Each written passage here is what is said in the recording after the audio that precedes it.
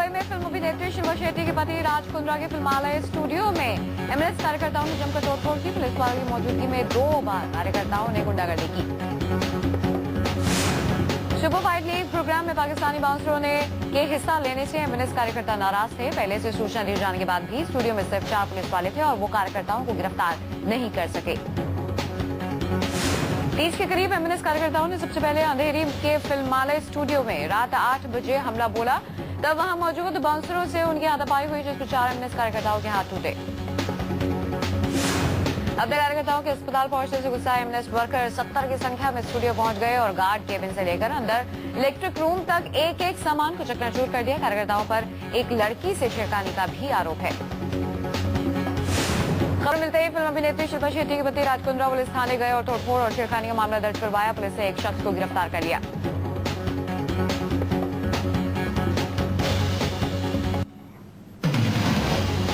आज बीजेपी के पीएम उम्मीदवार नरेंद्र मोदी की पटना के गांधी मैदान में रैली है। पीएम उम्मीदवारी मिलने के बाद ये नरेंद्र मोदी की पटना में पहली रैली है।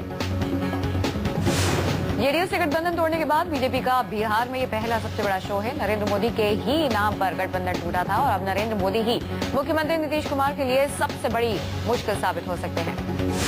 गांधी मैदान में मंच की ऊंचाई 10 फीट है, जबकि लंबाई 80 फीट और चौड़ाई 40 फीट है। मंच को कोई आकार नहीं देकर मंच के पीछे लगे एलईडी स्क्रीन पर थीम रखा गया है। इनमें से एक पर बिहार की सांस्कृतिक विरासत की झलकियां दिखाई देंगी। पटना में नरेंद्र मोदी की रैली को कामयाबी पूर्वक संपन्न करवाने के लिए बिहार बीजेपी के नेता अश्विनी चौबे, रामेश्वर चौरसिया, शाहनवाज हुसैन और राजीव प्रताप रूडी जैसे कई बड़े नेताओं ने गांधी मैदान का दौरा किया। नरेंद्र मोदी की इस रैली में मंच के ऊपर लिखा है, बिहार भरेगा हुंकार। इस रैली के जरिए मोदी की रणनीति मुख्यमंत्री नीतीश कुमार के खिलाफ बीजेपी के अभियान को और तेज करना है।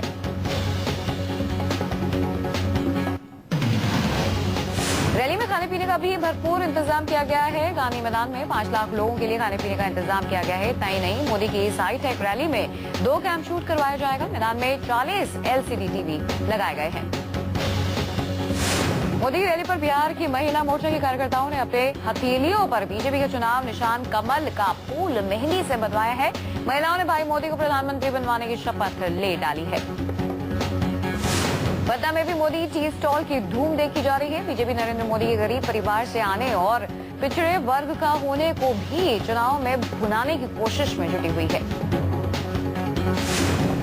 रैली में शामिल होने के लिए बीजेपी के अध्यक्ष राजनाथ सिंह, बीजेपी के प्रचार समिति के अध्यक्ष अरुण जेटली पटना पहुंच चुके हैं। पार्टी कार्यकर्ताओं ने उनका भव्य स्वागत किया। नरेंद्र मोदी की हुंकार रैली में आने वाले लोगों के लिए गंगा पर 100 नावों को तैनात कर दिया गया है। नावों के जरिए भी लोग गांधी मैदान आ सकते हैं।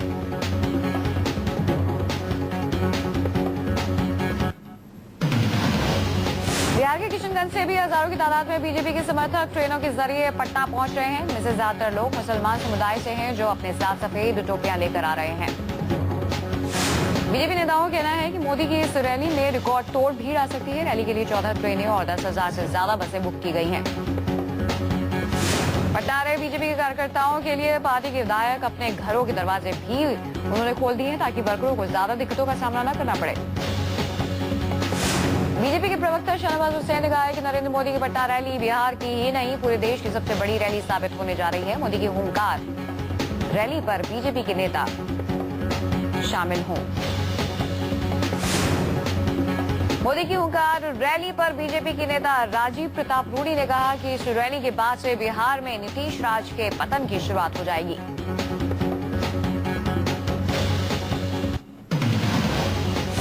एक तरफ बिहार में बीजेपी की तरफ से पीएम उम्मीदवार नरेंद्र मोदी की हुंकार रैली है, तो वहीं दूसरी तरफ दिल्ली विधानसभा चुनाव के मद्देनजर कांग्रेस उपाध्यक्ष राहुल गांधी की मंगोलपुरी इलाके में रैली हो रही है। दिल्ली विधानसभा चुनाव के मद्देनजर ये राहुल की पहली चुनावी रैली है। राहुल गांधी इस रैली में पिछले 2 दिनों में खुद पर हुए मोदी के हमलों का करारा जवाब दे सकते हैं। राहुल गांधी की इस रैली को सफल बनाने के लिए हर मुमकिन कोशिश की जा रही है। मुख्यमंत्री शीला दीक्षित ने कहा है कि ये रैली जोरदार होगी। राहुल गांधी की इस रैली को सत्ता पक्ष का शक्ति प्रदर्शन भी करार दिया जा रहा है। दिल्ली सरकार के तमाम मंत्री इसकी तैयारियों में जुटे हैं। मंगोलपुरी की इस रैली को बीजेपी की रोहिड़ा जनसभा का जवाब माना जा रहा है। 29 सितंबर को नरेंद्र मोदी ने दिल्ली के जापानी पार्क में विशाल रैली की थी।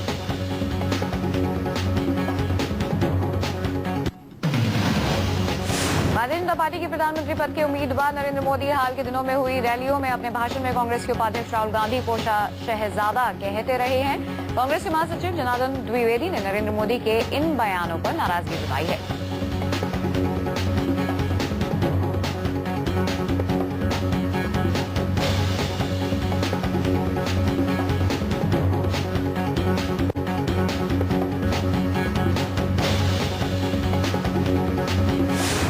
कांग्रेस उपाध्यक्ष राहुल को शहजादा के जाने से भड़के जनार्दन द्विवेदी ने कहा कि उनकी पार्टी चुनाव आचार संहिता का पालन कर रही है, वरना ऐसे शब्दों पर 2 दिनों में रोक लग सकती है। जनार्दन द्विवेदी ने कहा कि लोकतंत्र में इस तरह के शब्दों का इस्तेमाल नहीं किया जा सकता। बीजेपी की प्रवक्ता मीनाक्षी लेखी ने कांग्रेस की आपत्ति को खारिज करते हुए कहा है कि कांग्रेस के नेता मोदी को हिटलर और फेकू कहते हैं। मोदी जी ने तो राहुल को सिर्फ शहजादा ही कहा है। कांग्रेस के नेता राशिद अल्वी ने कांग्रेस उपाध्यक्ष राहुल गांधी को शेर बताते हुए कहा है कि जब शेर सामने आता है तो सामने वाला सब कुछ भूल जाता है, ठीक वैसे ही जैसे मोदी को राहुल के सिवाय कुछ याद नहीं। जयपुर में कांग्रेस के नेता अर्चना शर्मा ने नरेंद्र मोदी पर निशाना साधते हुए कहा है कि नरेंद्र मोदी अपनी रैलियों में जरूरत से ज्यादा उत्साहित रहते हैं, जो साफ तौर पर देखा जा सकता है।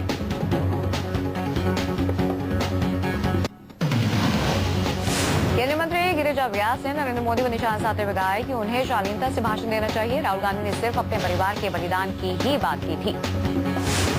यूपी सरकार से एक प्रेस रिलीज जारी कर कहा गया है कि शामली और मुजफ्फरनगर के उन हिंसा पीड़ित मुसलमानों को 5 लाख रुपए आर्थिक मदद दी जाएगी जो अपने गांव वापस लौटने को तैयार नहीं है।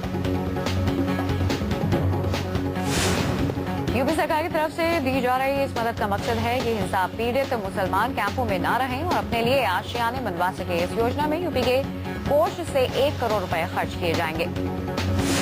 लखनऊ में मुख्यमंत्री अखिलेश यादव ने अपनी नाकामियों को छुपाने के लिए यूपी की जनसंख्या को ढाल बनाया है। अखिलेश ने कहा कि यूपी में इतनी बड़ी आबादी को मेडिकल सुविधाएं मुहैया करवाना एक दिन में संभव नहीं। छत्तीसगढ़ के रायपुर में मुख्यमंत्री रमन सिंह ने महंगाई के मुद्दे पर कांग्रेस पार्टी पर निशाना साधा। रमन सिंह ने कहा कि 100 दिन में महंगाई को खत्म करने का दावा पूरा न करने वाली कांग्रेस जनता का भरोसा खो चुकी है।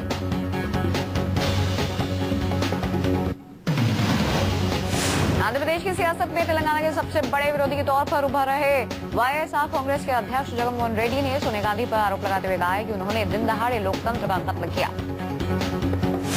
जगन ने कहा कि आने वाले लोकसभा चुनाव तेलंगाना के खिलाफ जनमत हैं। उन्होंने जनता से वाईएसआर कांग्रेस को कम से कम 30 लोकसभा सीट देने की मांग की। चुनाव आयोग ने केंद्रीय मंत्री बलराम नायक को नोटिस भेजा है। बलराम नायक पर आरोप है कि उन्होंने मध्य प्रदेश में चुनावी आचार संहिता लागू होने के बावजूद 20 करोड़ अनुदान की घोषणा की। आईआईटी पटना के दूसरे दीक्षांत समारोह में राष्ट्रपति प्रणब मुखर्जी ने सीवी रमन के बाद किसी भी वैज्ञानिक के नोबेल पुरस्कार न जीतने पर निराशा जाहिर की। असम के गुवाहाटी में कृषक मुक्ति संगम समिति ने महिलाओं के खिलाफ बड़े अपराध के मुद्दे पर जमकर विरोध प्रदर्शन किया। तरुण गोगोई सरकार के खिलाफ भी जमकर नारेबाजी की।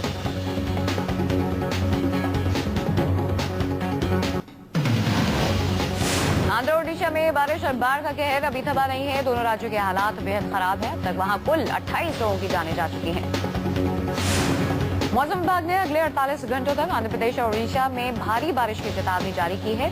रायलसीमा और तेलंगाना में कई जिलों में हालात खराब हो गए हैं। तटीय जिलों में 135 राहत शिविर बनाए गए हैं।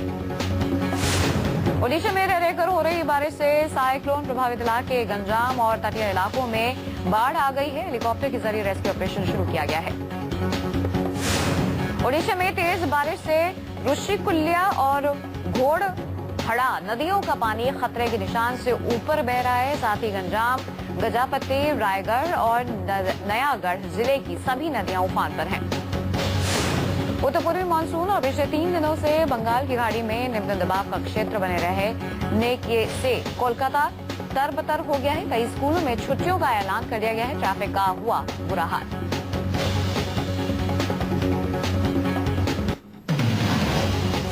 मुंबई पुलिस ने 22 साल की एक लड़की को फेसबुक बाबा के चंगुल से छुड़ाया। गोपाल ब्रिजवासी नाम के बाबा ने उसकी लव लाइफ की समस्याओं को सुलझाने का दावा कर किडनैप कर लिया था।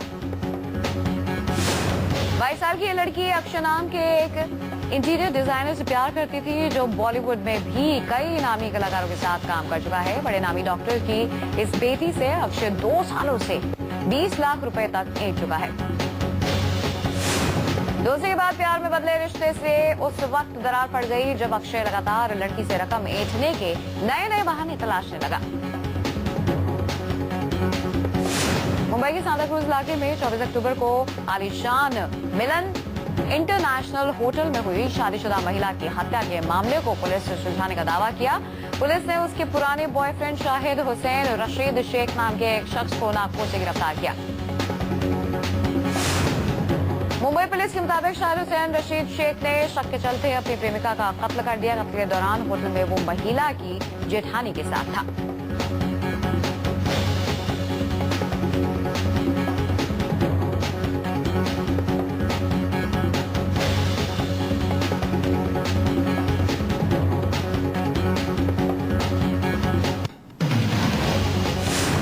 फिर अंडरवर्ल्ड की धमकी से सिहरा। मुंबई पुलिस कमिश्नर ने अंडरवर्ल्ड की धमकी को देखते हुए एक्टर, फिल्म डायरेक्टर और प्रोड्यूसर्स की बुलाई मीटिंग।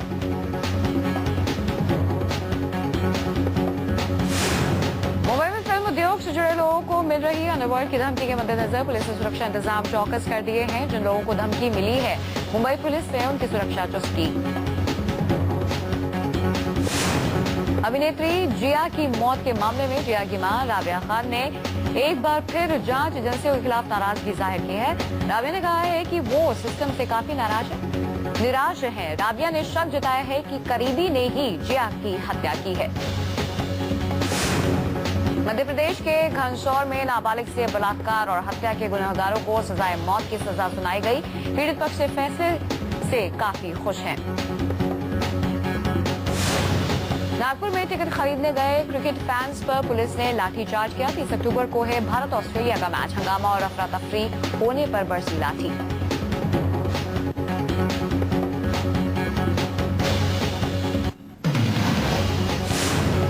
सूरत पुलिस ने अहमदाबाद के सीजी रोड इलाके में एक घर में छापेमारी की थी। पुलिस को अंदेशा था कि यहां नारायण साईं छिपा हो सकता है।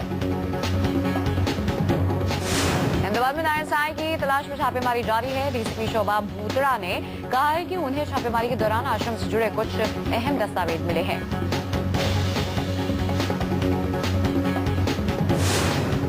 अहमदाबाद में नारायण साईं का साधक सुनील 22 शराब की बोतलों के साथ गिरफ्तार किया गया। पुलिस ने म्यूनिसिपल मार्केट एरिया में छापा मारकर कार्रवाई की। सूरत अनुशोचन मामले में आसाराम आश्रम की साधिका मीरा और निर्मला से साबरमती पुलिस स्टेशन में 1.5 घंटे पूछताछ। आसाराम ने दोनों साधिकाओं को दे रखे थे कोड नेम। राजस्थान के पूर्व मंत्री बाबूलाल नागर को कोर्ट ने 3 दिन की पुलिस कस्टडी में भेजा। नागर पर नौकरी देने के बहाने रेप का आरोप।